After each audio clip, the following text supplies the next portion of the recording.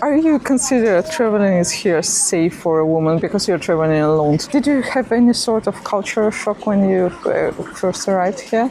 How do you find people here, if you compare to your own country? Maybe 3 weeks. 3 weeks? Yes. Where have you been? I have been in Borneo, then Kuala Lumpur, then Cameron Highlands, and then here in Penang. Is this the last point, or you're gonna? No. Then I'm going to meet my family in Langkawi. Oh, you have family in Langkawi? Oh no! They're visiting me because I'm long-term traveling. Oh, so they decided so to sweet. visit me in Langkawi. We're gonna spend there 2 weeks, and then maybe I will go to do some volunteer job in Monkey Beach. Wow. Thanks. And other idea that I catched, maybe I will walk the west coast from north to south. Like, you mean like walk, walk and walk? Just walk and a bit of hitchhiking, because I think that it's impossible to walk all through. Yes. through. So sometimes I need to go in the land. Yeah, that's my idea, but I'm not sure yet. Wow. Where are you from? From Poland. From Poland? Oh, I'm from Ukraine. We're neighbors. Oh, really? So we are very close to each other. We're really close here. A bit like a bit similar. Yes. Yes. Yes. Very similar culture, yeah. Yes, and language, it just you feel like it's a little bit like Ukrainian, but you just can't understand. Don't understand. What is your favorite place here in Malaysia so far? I'm not sure. Difficult question, because first thing that coming to my mind it's probably Kinabatangan River in Borneo, in the jungle. But it's so obvious in nature. We love nature because it's so different than our. That's why. Did you try some local food? I'm not good about names of the local food. So how did it look like? if you ask me, I Like your would not favorite know. one? I don't know. Fish in the sauce. Fish and sauce. I think it's amazing sauce. It's spicy or it's spicy? It is spicy. Seafood, I think, especially in Borneo, seafood was very good. I don't eat meat, so maybe my possibilities are a bit more tight than the Yes, other. it's true. It's true. Anyway, a lot of foreign people in Poland, and I don't think so. I don't know anything. I think there are a lot of Ukrainians there. It's really so foreign. Right now, yeah. No, even before the war. Because the Western Ukraine is so close. Doesn't matter. How do you find people here? If you compare to your own country, are they more friendly or less friendly than in Poland? Oh, it's difficult to say. It's so subjective. They are. I guess they are more friendly.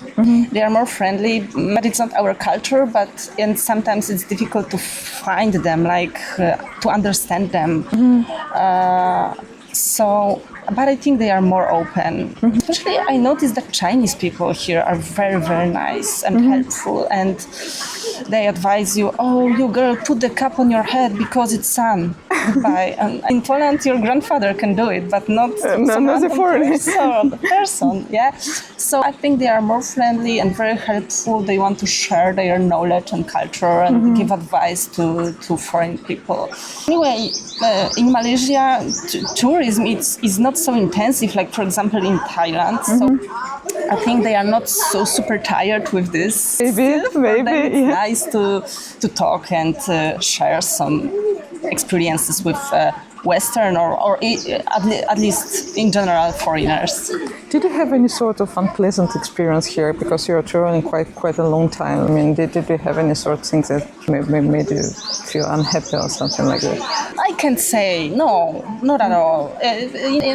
Difficult to organize sometimes tourist attractions in Borneo because everything is connected with tourist agencies.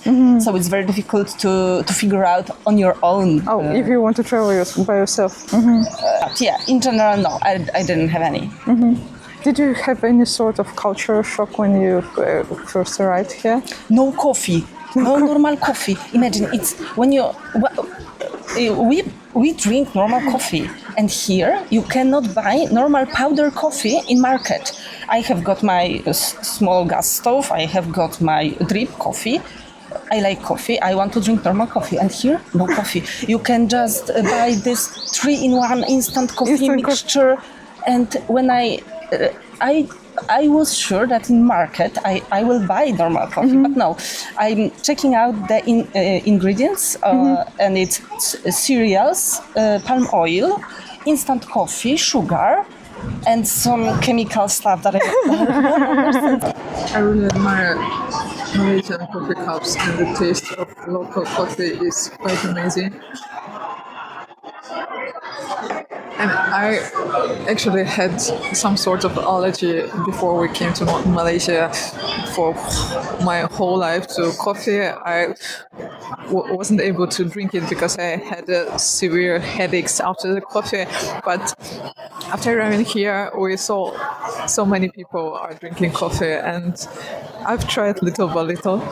I've started with instant coffee, which also amazing here. I love the rich taste of almost all the brands. We've tried almost all the brands of instant coffee here from the supermarket, and then we slowly moved to the local coffee here with its sweet creamer, and it's so amazing and so addictable. So I have two soft spots. In Malaysia, it's local coffee, especially in these amazing cups. And the second one is a green chili. These all small green chilies, we just turned to love it and add it to any dish, even at home. I'm like, no. I went to a Vietnamese restaurant and asked the guy, could you sell me Vietnamese coffee because it's disaster. I will sell you. Did you try durians? Did you try it before Malaysia, or is it in Thailand? In Thailand, and it's my first and last. Are you some kind of coffee addiction?